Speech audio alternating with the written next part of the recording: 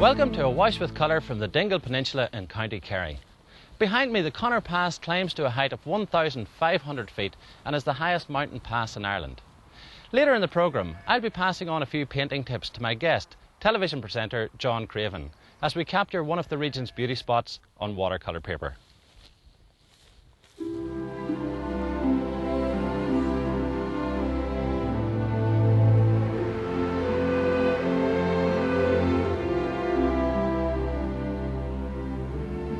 Running southwest on a line between Brandon Bay and Dingle Harbour, the road through the Connor Pass has some of the most stunning views in the country.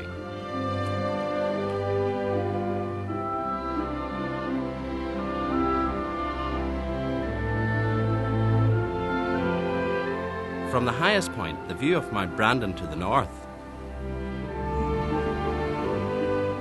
and the Atlantic coast to the south are truly spectacular.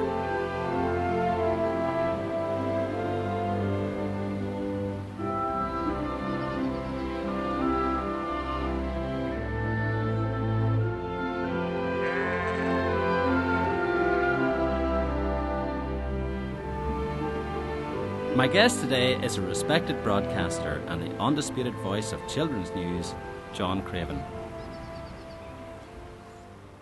John, I must say I'm delighted to have you as a guest on the programme. Oh, thank you. Pleasure to be here. It's a wonderful spot, isn't it? It is indeed. You know, this brings me back to when I was 12 years old. And I used to jump off the bus and run home to watch Newsround on TV. You were 12. It makes me feel about 100 then.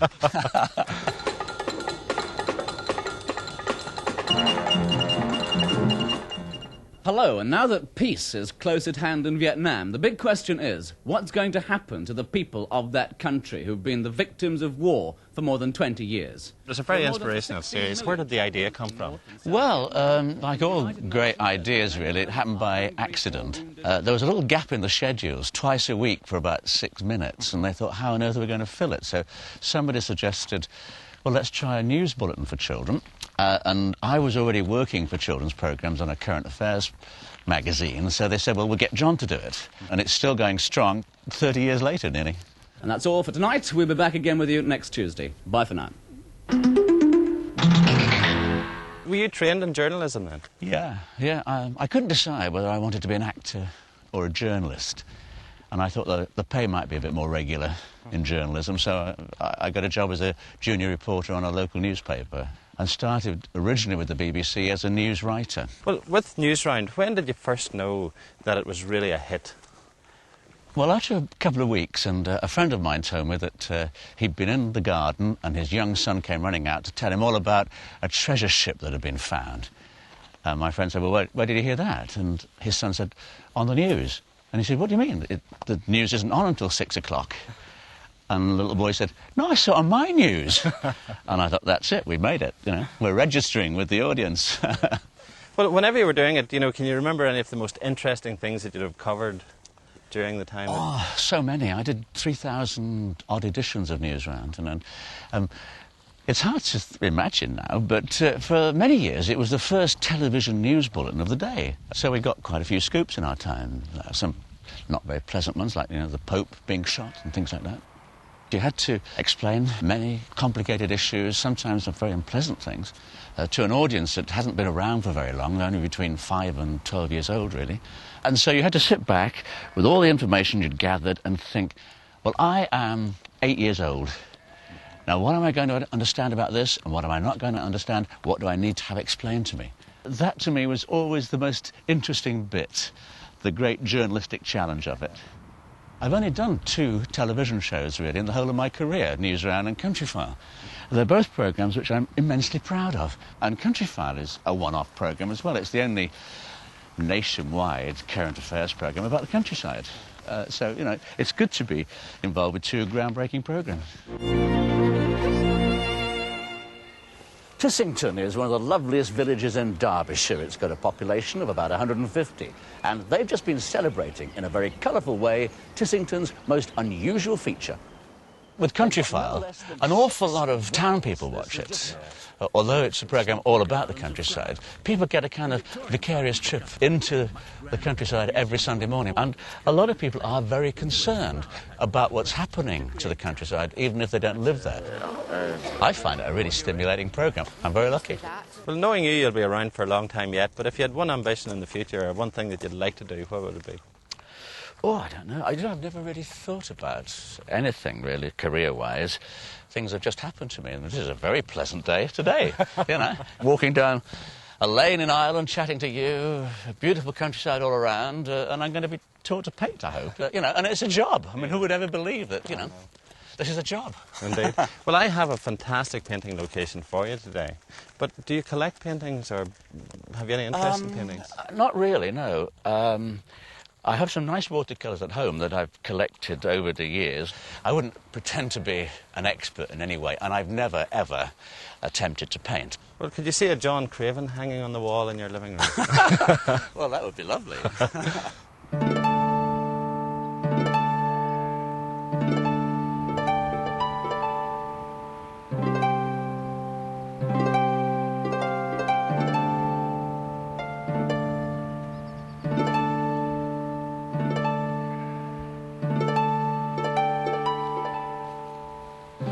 These clochans, or beehive huts, are thought to have been built for visiting pilgrims during the early days of Irish Christianity.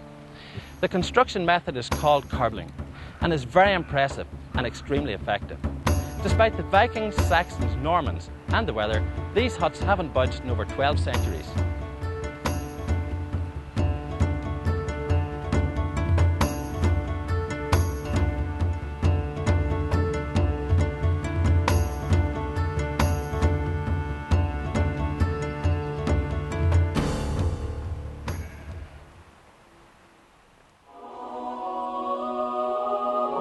This is St. Joseph's Convent in Dingle, home to some of the finest devotional art in the country.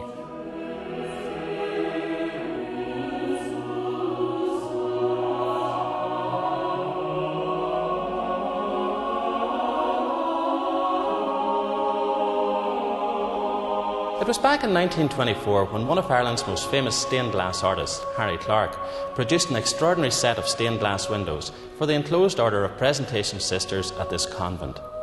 The 12 lancet windows depict scenes from the life of Christ. The American Stained Glass Association said Clarke's work was mystical, otherworldly and opulently detailed. There is nothing else like them.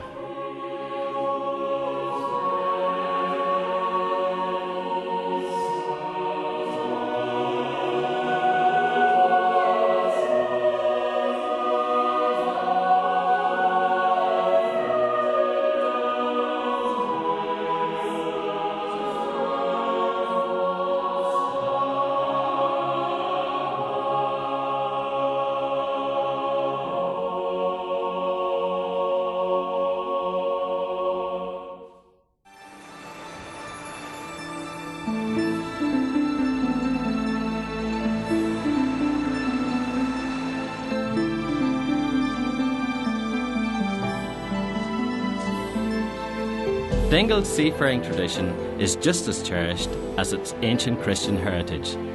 Famously, though, there was a time when the two became one.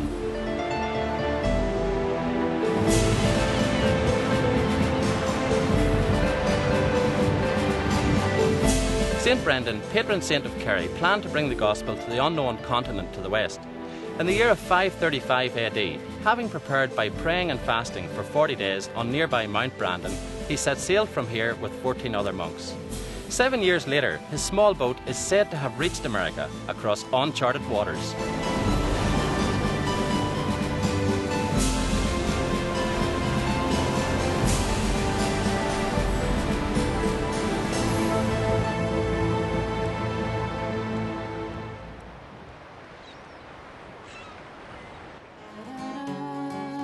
Maz O'Flaherty is an award-winning Dingle-born artist and musician.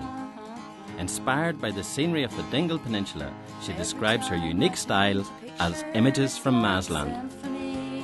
The colours that I choose for you and me. My ex-husband gave me a box of paints, and I started dabbling. It was 1975, I remember. It was Women's International Year. And I saw a competition and I was supporting it, so I very bravely put in one of my paintings and I won the Kerry section. And that went on to the All-Ireland. It was an All-Ireland final. So I won the oil colour section, and actually Pauline Buick won the watercolour section. That was that far back. Is it always oils you work in, Maz? I started with oils, but then I found acrylic, and sometimes I do both of them. The oils I find are easier to go back to. It takes for a long time for them to dry, and whereas the acrylics, I find them, I have to be a lot faster with them. And is there any reason why you apply the paint the way you do, in a very loose form, or is it just you're trying to get an impressionist idea of what you're looking at? Well, I guess impressionism is what I do. I just feel that the energy of when I have the palette knife or the painting brush, and it just flows. The colours, it's like they're just calling me to put them on the canvas. It's like some form of intuition or something. Like anytime I start a painting, I never say this painting will be blue, white, purple, or whatever. Do you find that the landscape around here influences the type of work you do? It does really, because when I look out the window or I walk down town and you just see the hills and the clouds and the sea down there and just all the different colours, all is forever changing. So it has a great influence on me. Looking around there's such a variety of work, but one that really catches my eye is this 7th Wave series. What's that all about? Well, I usually do one on the full moon, and it's like catching the movement of the sea from my imagination. I love doing sea scenes because all the O'Flaherty's, like there's sea blood in us for thousands of years. I love doing the feeling of the ocean, and I feel like I become that wave when I'm doing it at that particular time. I just put all the paints on the table and take my palette knife and my brush and look at the canvas and say, hello. I leave this world in a sense, and I just go into my canvas and go away with whatever's in my head, and then when it's finished, say, oh, that's it. Well, apart from the 7th Wave series, there are other paintings there, and they look very oriental looking. Where did the influence for those come from? Last year I went to Thailand with some friends of mine.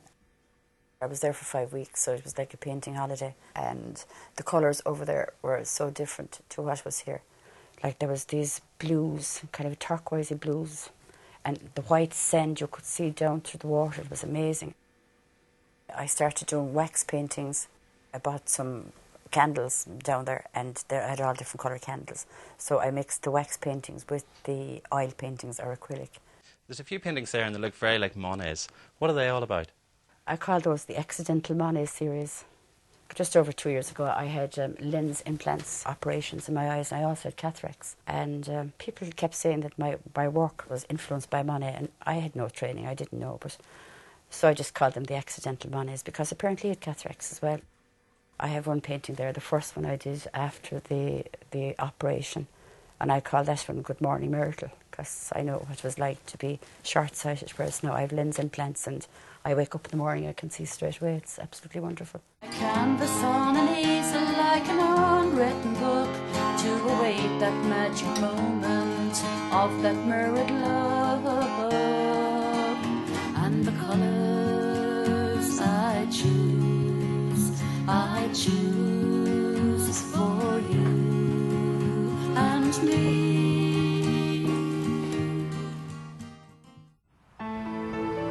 I brought John to this atmospheric spot at the deserted village of Mullockvale near the Connor Pass.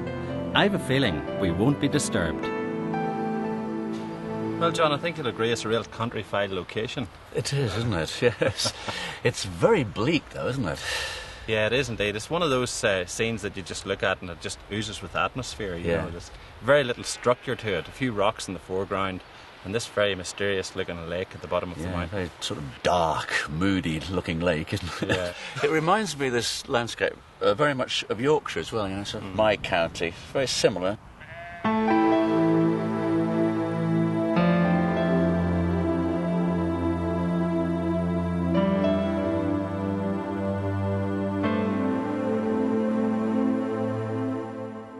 Well, the sketch has turned out well. Well, thank you for all your help on that, Dermot.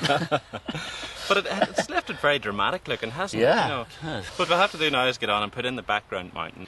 The first mix that I'm making up here is crimson with a tiny bit of French ultramarine into it, and then a wee bit of raw sienna just to give us that sort of pinky grey. Yeah. Because those rocks, they're not really grey. You can see a sort of a pink purple. Yeah, tone the off them. purpley sort of hue on them, isn't there? So let's go first of all. Put a few there, and a few round here, cutting right down to that water line, but don't come over that. Right. Keep that line cut. So off you So, go. just over sort of everything. Yeah, well, really? here and there you can leave some white spaces. I'll help you out with that anyway. Right. But be bold, eh? Yes, and cutting along there, look. Right.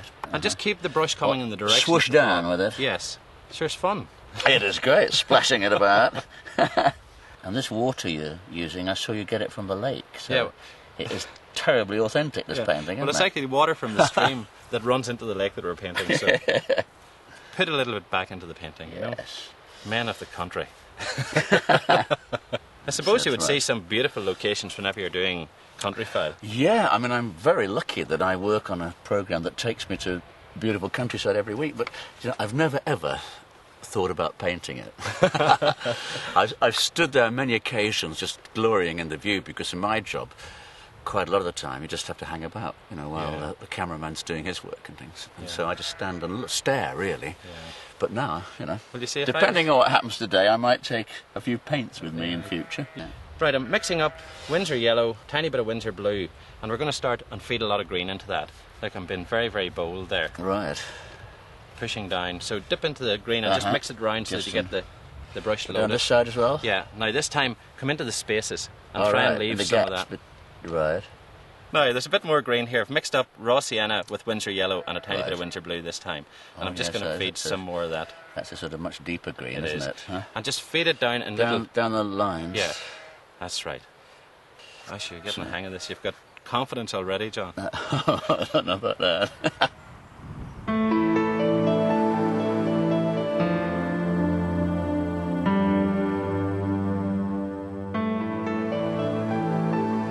Well, that's still a bit damp there, John, but we can move forward now to the foreground. But before we do that, can you see the shape that you've got there now in there? Yeah, it's sort of swooping in and out, isn't it, there? Yeah, and it's just like that sort of saddle shape that you have on the mountain itself. So we do the foreground now, then, don't we? Yeah, and we have to be careful here whenever we're putting in the foreground that we cut around the rocks, because those rocks have definite shapes, and if we lose the shape of the rock, we lose the impact. So we can't just do some washes across here. No, exactly. Right. You see, in actual fact, the rocks are lighter than the grass itself. So if you start along there with horizontal strokes, but when you come to the rock itself, there's a little rock in the background, cut around those.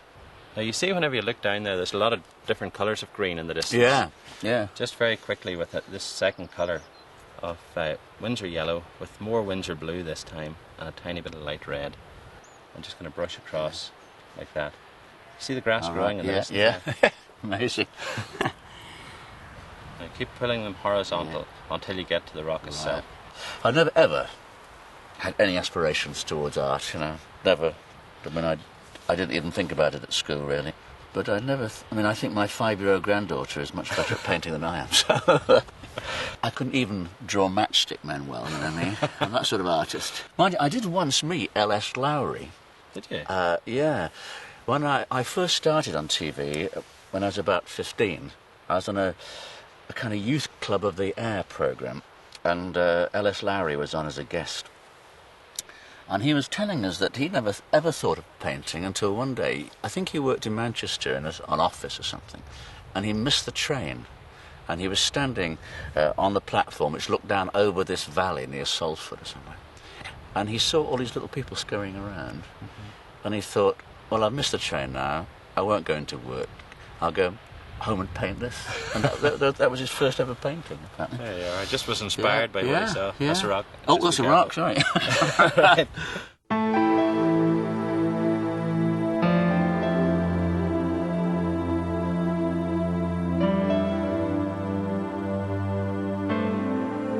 The background hills are now completely dry, John. Yeah. So that allows us to go and put some of the detail on. So this is ultramarine and light red in a mid-bodied wash, you know, semi-dilute. And if you just start along there, you see the way that's grey? Right, yeah. Coming down in vertical strokes and leaving some little bits of light shining through. I'll just guide you with that. So it's all around here that it's Yeah, dark, just filling in that block there, but at the same time... That's where the waterfall goes down there, doesn't it? Yeah. If you turn the brush the other way and pull it across the bottom in a horizontal stroke, there's a definite darkness along the bottom. Along the bottom. Pull that along there as well. Yeah. Perfect. And this is quite a dark spot there, isn't it? It is, yeah. There's quite a... Yeah. Down here, fill in here. That's it, just vertical strokes. Turn the brush again and fill this gorge in. Well, follow the line of the just follow the line. sketch. And keep it sort of broken at the edge, you know, not a definite... Oh, right, no, that's a bit too... Yeah, just move the brush a wee bit as you're doing it. Pays sometimes to have a glass or two of whiskey before you start. Give you oh, yeah. I'll take it up. Then. Just a bit of a shake in the hand there is hard to beat, you know. That's it. It's quite thick just down there. Yeah. And then narrow it out using just the point of the brush, you see, you'll get a fine line, and then a bit thicker again. What about these little bits of white that we haven't filled in yet on the paper? Well, you know, those were left by accident, but whenever you look at a scene like that, you expect to see sheep. In fact, look... Oh, there are some. Almost exactly where we've left the bit of paper painted. And there are a few more up here as well, so... I wouldn't worry about those. This. Yeah, exactly. You know, you might as well. Whenever you're working quickly like that and putting on broad washes, you're going to leave some white flecks sometimes.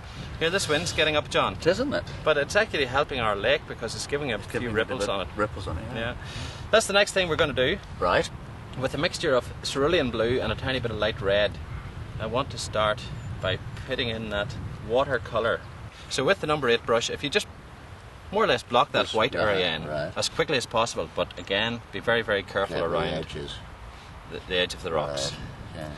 You see, the rocks are actually lighter than the water, so we're going to have to be very careful that we retain that white. But you know, that looks lovely the way it is, doesn't it? Doesn't it?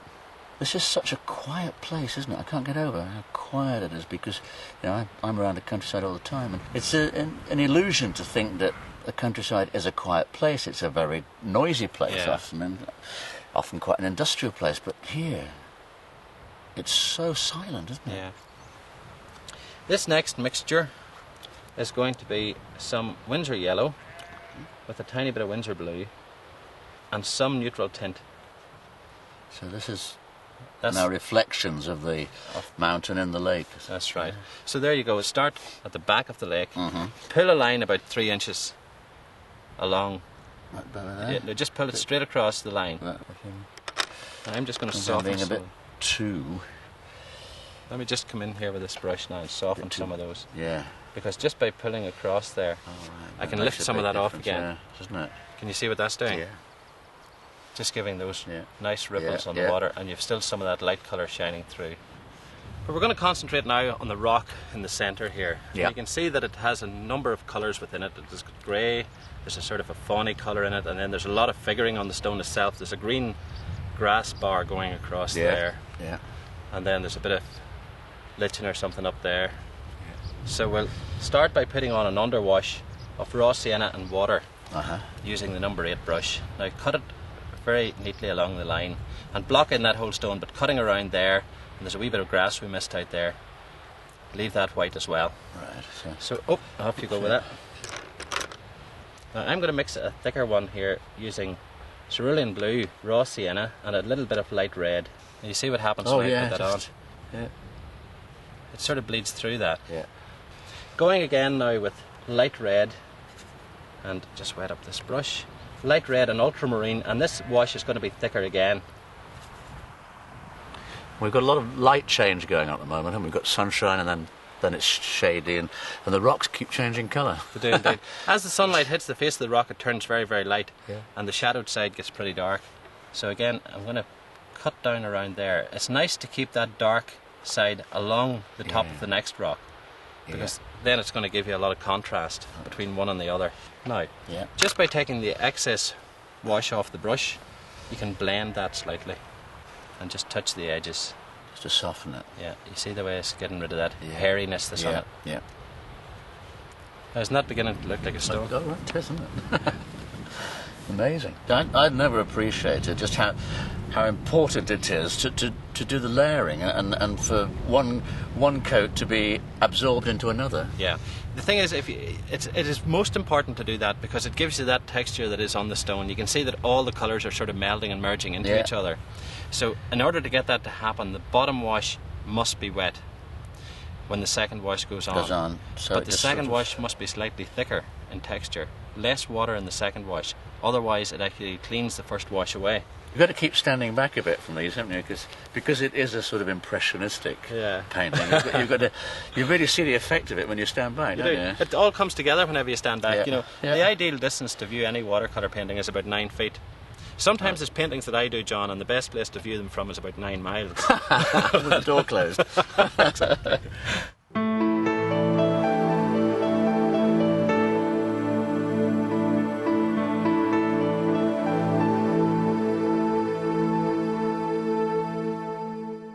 Do you know, John, I think that's really coming together. It certainly is, I think. And a stand back. Yeah, it is, isn't it? I'm very pleased with this. You see, you have to be a little bit more controlled around the rocks area. You see, whenever we were doing the wash for the background mountain and the foreground grass, we could afford to be a little bit more free. Yeah. But if we try to use that technique in the rocks, we're just going to lose the structure. You have to go for the detail, really. That's right. Now, you have a crack coming down there. See that? Yeah. But if we just make it a straight line, it's never really going to look like a crack. So we must pull it out from time to time. You see, like that? Right, yeah. And there's another little bit there. You have a few bits coming across like that. Yeah.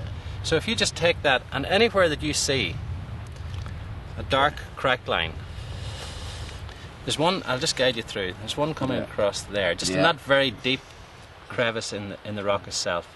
Come down another little bit, right down, gets thinner as it comes down though, that's it. And then again, this one here. You know, when you first showed me this scene, to be honest, I wasn't terribly impressed with it, but it was because I wasn't really looking at it, I don't think. Yeah. As a watercolourist, and I didn't see the potential of it. Yeah. Well, if you come out and stand and look at something long enough, you'll get a real feel for what's there. And to be quite honest with you, the first time I walked past it, it didn't really strike me. But then, as the light changed and I looked at it again, I could see that the light stones standing against the dark background were going to give a fantastic foreground to the scene itself. Yeah. Do you know something? I think there's enough done. I think so. We could leave that. It's very easy to overwork it. I think it looks great. Have you enjoyed it? I certainly have, Dermot. Thank you very much indeed. Do you think, will you keep it up now? Well, I wouldn't mind, Dermot. You give me the taste for it, I think. I think when I go on location for Country Fun now, I might take some paints with me. Well, I'll give you a set of paints and brushes, and you can take those along with you. Well, thank you very much. If they're any good, I'll let you see them. Exhibition in Kensington by John Craven. Well, that'll be the day. All you have to do now is sign it. Off you go. Well, down here in the bottom corner. I never ever believed I'd be doing this on a watercolour. Thank you. It's been a pleasure. Yeah, for me too.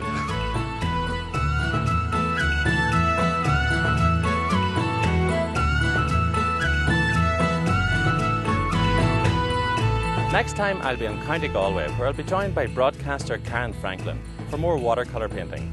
See you then on A Wash with Colour.